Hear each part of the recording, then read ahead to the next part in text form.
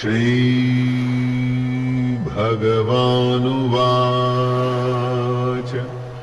ऊर्ध्वमूलमधः शाखम् अश्वत्थं प्राहुरव्ययम् छन्दांसि यस्य पर्णानि यस्तं वेद स वेदवित्।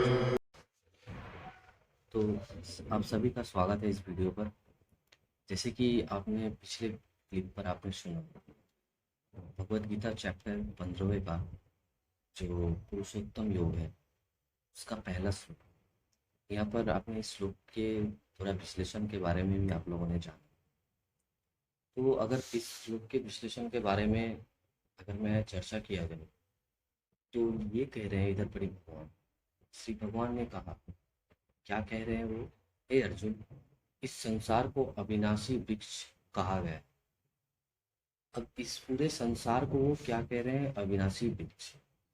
अविनाशी यानी जिसका विनाश नहीं हो सकता, ना ही इसका अंत है ना ही इसका शुरुआत है। जैसे कि हम कह सकते हैं ना आदि है ना अंत। तो इसको वृक्ष क्यों कहा गया। वृक्ष कहने का मूल उद्देश्य ये है, जैसे कि हम लोग वृक्ष को अगर अच्छे से देखें तो आप देखिएगा वृक्ष का दो डायरेक्शन होता है। एक डायरेक्शन ऊपर की तरफ जाता है और एक डायरेक्शन नीचे की तरफ जाता है। तो ऊपर की जो डायरेक्शन है वो है वृक्ष की जड़ें जो ऊपर की ओर जा रही है, जिस जड़े से पत्ते फल वगैरह ये सारे चीजें बाहर आते हैं। और नीचे की ओर जो जा रही है वो है सारी शाखाएं।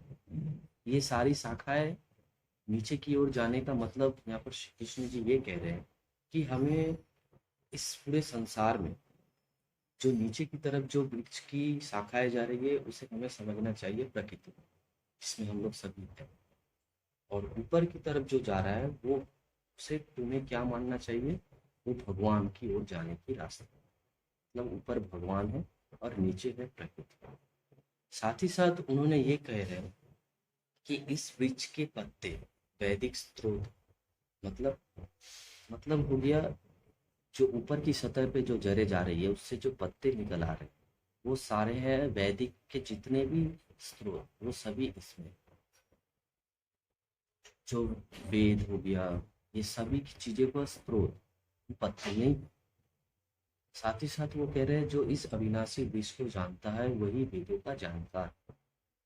तो इस जो अध्याय पे पुरुषोत्तम योग, पुरुषोत्तम यानी एक मनुष्य का, एक ह्यूमन का, किसी मैन जिसे मैन कहते हैं उसका सर्वश्रेष्ठ सुप्रीम सुप्रीम जो वर्षन होता है उसे कहते हैं पुरुषोत्तम। पुरुष यानी मैन, उत्तम मतलब सर्वश्रेष्ठ, तो हो गया पुरुषोत्तम।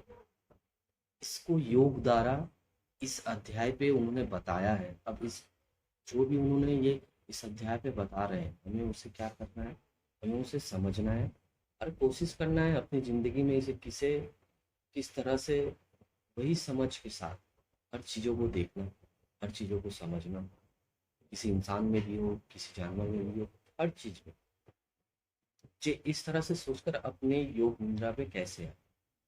और इसका मेन उद्देश्य ये भी है, जिस तरह से हम लोगों ने अगर आप चैप्टर 14 पढ़ोगे तो जो तीन गुण है रस तम और सत, इन तीनों गुणों से बाहर आने का तरीका भी इस 15 अध्याय में भी, हालांकि 14 अध्याय में उन्होंने बताया है, लेकिन इस 15 अध्याय से आप उससे पूरी तरीके से बंधन से मुक्त हो सकते हैं।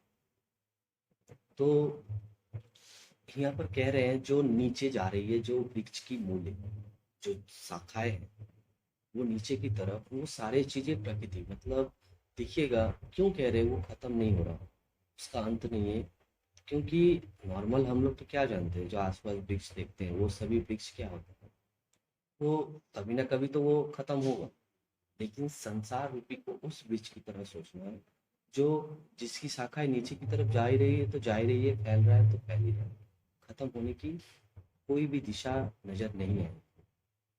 और ऊपर की तरफ जो जा रहा है, जो जड़ें हैं, जो पत्ते हैं, वो सारी चीजें ऊपर की तरफ जा ही रही है, जा ही रही है, बढ़ ही रही है, बढ़ ही रही है, वो भी खत्म होने का कुछ नहीं।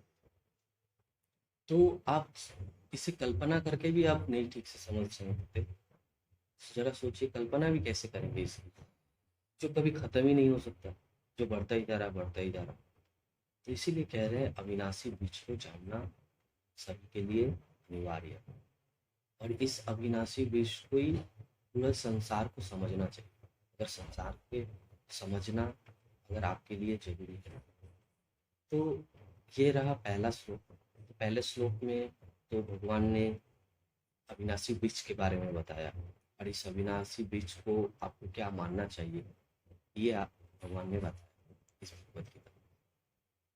अब हम लोग अपने अगले वीडियो पर आएंगे, अपने अगले वीडियो पर देखेंगे किस तरह से श्री कृष्ण जी द्वितीय श्लोक में क्या बता रहे हैं। तो अभी के लिए, तो जैसा कि आप लोगों ने ये सुना अविनाशी वृक्ष का, में इसे क्या देखना है, हम लोगों का जो शरीर है, जो हमारा जो शरीर है, वो शरीर किस तरह से काम करता है, हमारा दिमाग हो गया, हमारा मन हो गया, इन सभी का उद्देश्य मेन कहना ये अविनाशी वृक्ष है। इस अविनाशी वृक्ष को हम लोगों को अपने शरीर के माध्यम से ये सोचना है कि हमारा शरीर ही है ये। अब इस सोच से क्या होगा, इस सोच से क्या होगा, हम लोग धीरे धीरे इस अविनाशी वृक्ष को अपने शरीर से तुलना करना शुरू करें। अपने शरीर में जो भी हम लोग करते हैं अपनी जिंदगी में, सोचते हैं, बोलते हैं, करते हैं, हर चीज़ों को इस अविनाशी वृक्ष से तुलना कर कर हम लोगों को खुद को समझना, यही मेन उद्देश्य है इस अध्याय का। तो जैसे कि इस पहले श्लोक में इतने दूर तक ये बात है, अब हम लोग दूसरे श्लोक में ये देखेंगे कि इसके आगे इस पूरे विषय को किस तरह से हम लोग शरीर के साथ तुलना करें।